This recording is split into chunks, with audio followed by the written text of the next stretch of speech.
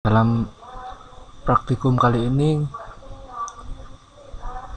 targetnya kita bisa memahami objek utama dari database, yaitu membuat tabel, memahami tipe data yang digunakan saat mendefinisikan suatu kolom pada tabel. Selanjutnya merubah definisi tabel, lalu menghapus, merubah nama dan transit table. Ya, objek database ada beberapa, ada 5, yaitu tabel, view, sequence, index, dan sinonim.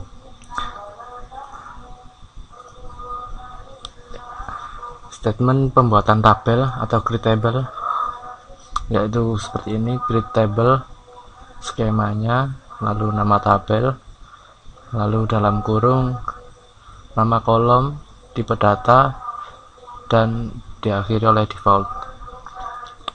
Untuk penggunaan default, yaitu default digunakan untuk memberikan nilai default pada kolom yang dimaksud.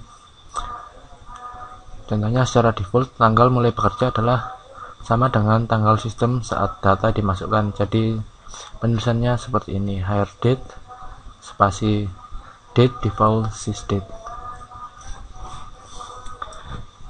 Selanjutnya pembuatan tabel dalam database Oracle. Untuk pembuatan tabel, contohnya seperti ini: create table, nama tabelnya depth, lalu spasi dalam kurung nama kolomnya depthNow, lalu tipe datanya number, koma, nama kolom selanjutnya di name, lalu tipe datanya varchar 2, selanjutnya log, tipe datanya varchar 2. Lalu untuk menampilkan struktur dari tabel yang telah kita buat, kita bisa menggunakan perintah describe spasi nama tabelnya.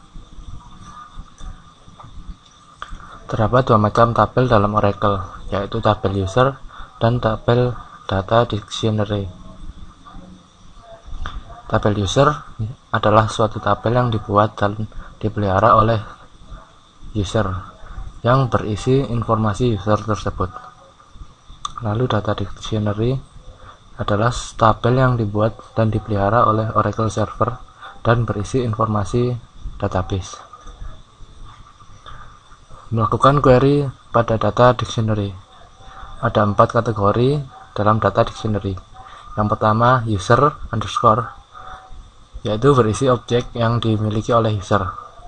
Lalu all underscore, semua objek yang dapat diakses oleh user, baik yang dimiliki ataupun yang tidak, tetapi user punya hak akses atas objek yang tidak dimiliki tersebut. Yang ketiga, DBA, user dengan privilege DBA dapat mengakses sembarang objek dalam database. Lalu yang terakhir, $, digunakan untuk menampilkan performasi server database dan penguncian. Perintah ini hanya bisa diakses oleh DBA atau database administrator. Ya, ini contoh untuk melakukan query pada data dictionary. Yang pertama, select bintang from user, itu digunakan untuk menampilkan tabel yang dimiliki oleh user. Yang kedua, untuk menampilkan tipe objek secara distinct yang dimiliki oleh user, kita bisa menggunakan perintah select distinct object type from user object. Nanti akan keluar hasilnya seperti ini, object type. Lalu yang ketiga, untuk menampilkan tabel, view, sinonim, dan sequence yang dimiliki oleh user, kita bisa menggunakan perintah select bintang from user catalog. Nanti akan keluar list dari tabel name dan tabel type. Selanjutnya, pembuatan tabel dengan subquery. Tabel dapat dibuat dengan perintah create table dikombinasikan dengan pilihan as subquery. Contohnya, buat tabel depth 30 yang berisi detail semua pegawai yang bekerja di departemen 30. Baris datanya didapatkan dari tabel pegawai atau EMP.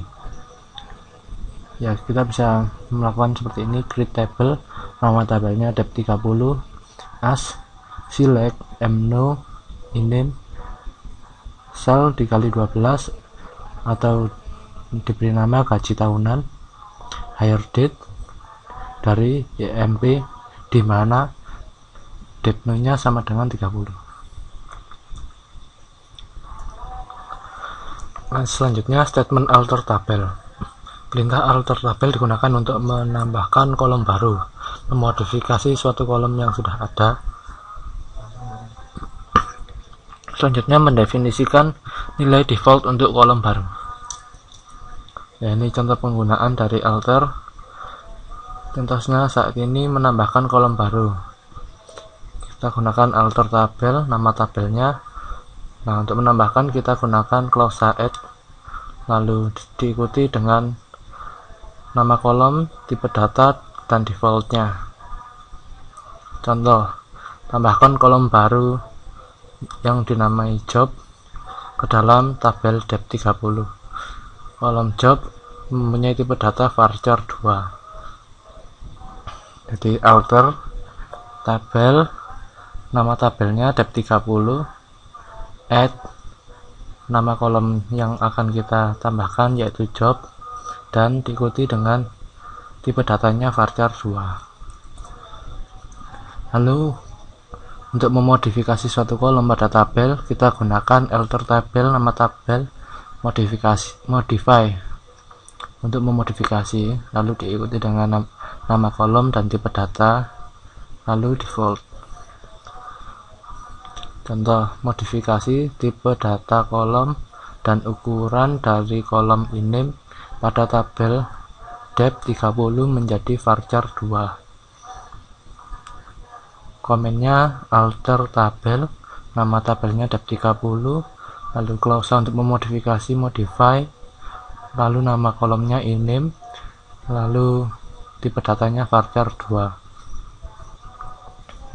Untuk menghapus tabel, kita gunakan clause drop pada perintah alter. Perintah drop berarti kita mengerjakan beberapa hal, yaitu semua data dan struktur dari tabel akan dihapus, semua transaksi pending akan di-commit, semua indeks akan dihapus. Perintah drop ini tidak bisa di rollback. Contohnya drop tabel dep 30, maka tabel dep 30 akan dihapus. Merubah nama dari objek. Untuk merubah nama objek seperti tabel, view, sequence, atau sinonim digunakan perintah rename. Untuk melakukan rename, user harus merupakan owner atau pemilik dari objek yang diubah.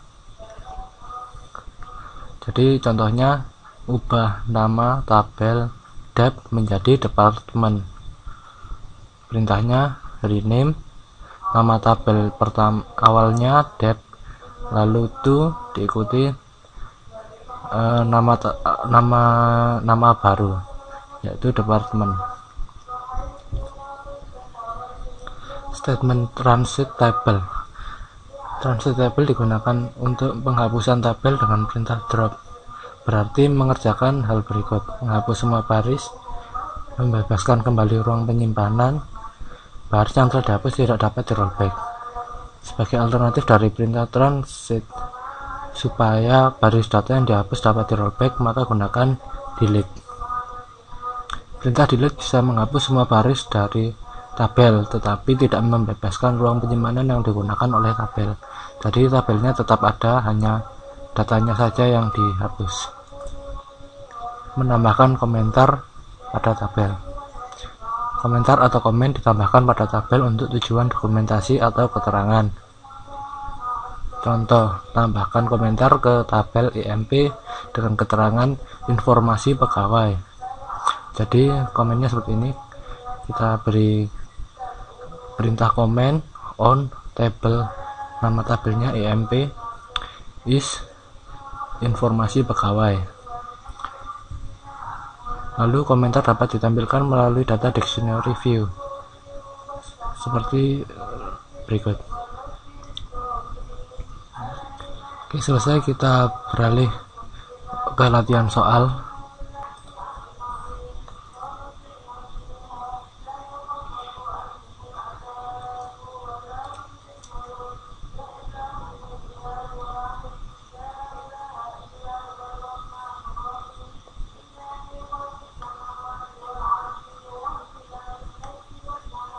Latihan soal nomor pertama, nomor 1. Buat tabel departemen sehingga mempunyai struktur seperti ini. Jadi ID tipe datanya number, name tipe datanya varchar 2. Ya, jadi perintahnya seperti ini. Create table, nama departemen, lalu nama kolomnya ID dengan tipe data number, lalu yang selanjutnya kolom name berarti tipe data varchar 2. Oke, selesai. Kita lihat hasilnya.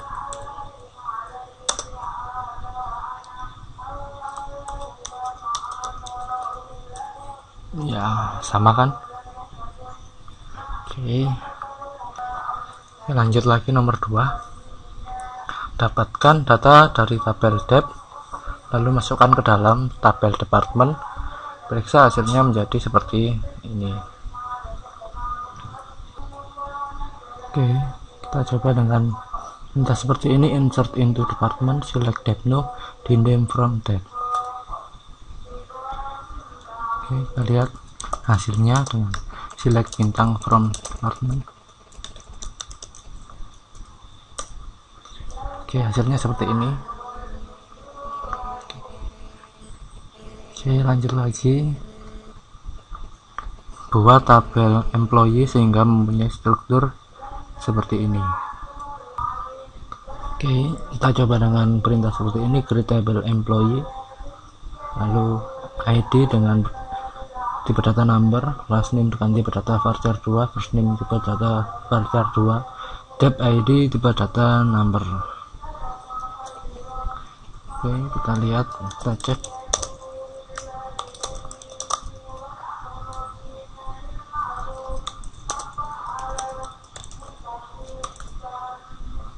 Oke, hasilnya seperti ini. Kita lanjut lagi nomor 3. Modifikasi struktur dari tabel employee sehingga strukturnya menjadi seperti ini. Ini kita coba dengan perintah alter tabel employee, lalu kita coba dengan klausa modify. Yang diubah adalah last name-nya kita ubah menjadi varchar 50 seperti ini. Ya, kita cek hasilnya.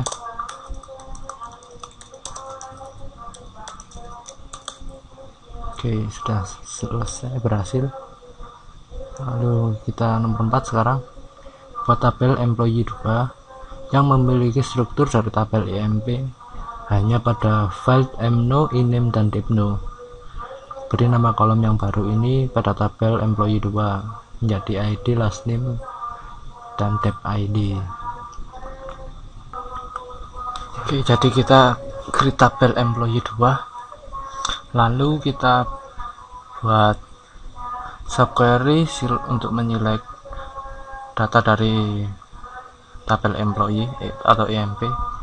Lalu kolomnya kita buat alias masing-masing seperti ini. Oke, sekarang kita lihat hasilnya. Select.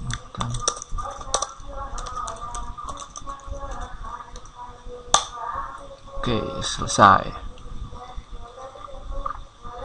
Lalu nomor 5, drop tabel employee. Drop.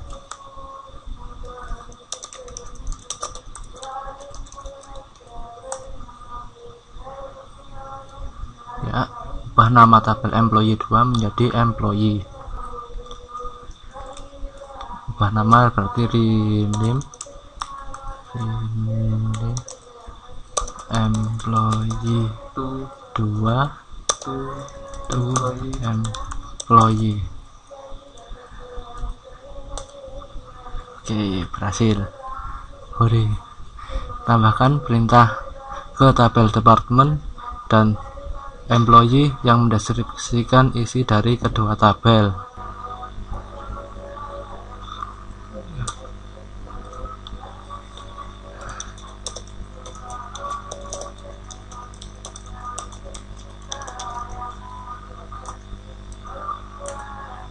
Oke, ini adalah tabel departemen.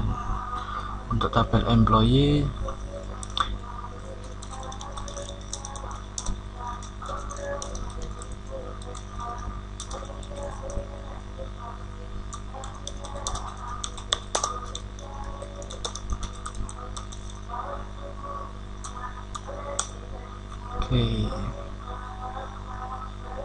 Oke, selesai sampai di sini praktikum kita kali ini. Kita bertemu pada praktikum selanjutnya. Terima kasih.